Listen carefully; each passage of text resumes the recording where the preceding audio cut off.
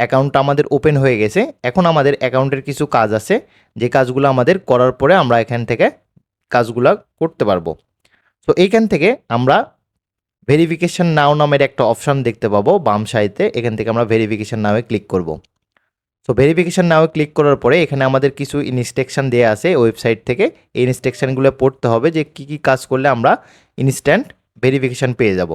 So এখান থেকে আমাদের এই জিনিসগুলো পড়ে নিতে হবে এবং আপনারা সবাই এই জিনিসগুলো পড়ে নেবেন।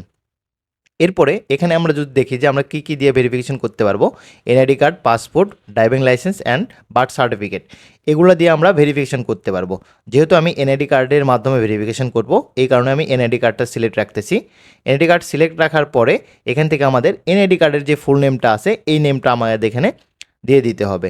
তো আমার নাম নাহিদ হাসান, যেহেতু এনআইডি কার্ডেও নাহিদ হাসান আছে, আমি নাহিদ হাসান দিয়ে দেবো। এরপরে এখান থেকে আমাদের এনআইডি কার্ড নাম্বারটা এখানে আমাদের সিলেক্ট করে দিতে হবে।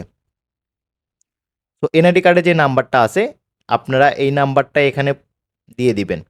সো আমি আমার এনআইডি কার্ডের নাম্বারটা দিয়ে দিচ্ছি। দেওয়ার পর এখান থেকে আমাদের এনআইডি কার্ডের ফ্রন্ট পার্ট এবং এখান থেকে আমাদের একটা এনআইডি কার্ডের ফ্রন্ট পার্ট এবং এখান থেকে আমাদের একটা ছবি দিয়ে দিতে হবে।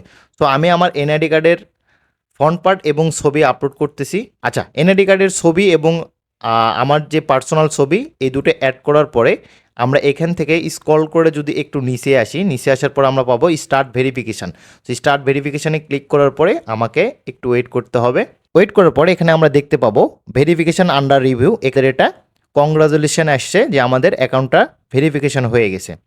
তো এখানে দেখেন আমরা ফাইন্ড জবে যদি যাই এখানে আমরা কিছু জব দেখতে পাবো। জবগুলো দেখার পরে আপনারা এখানে কাজ করতে পারবেন।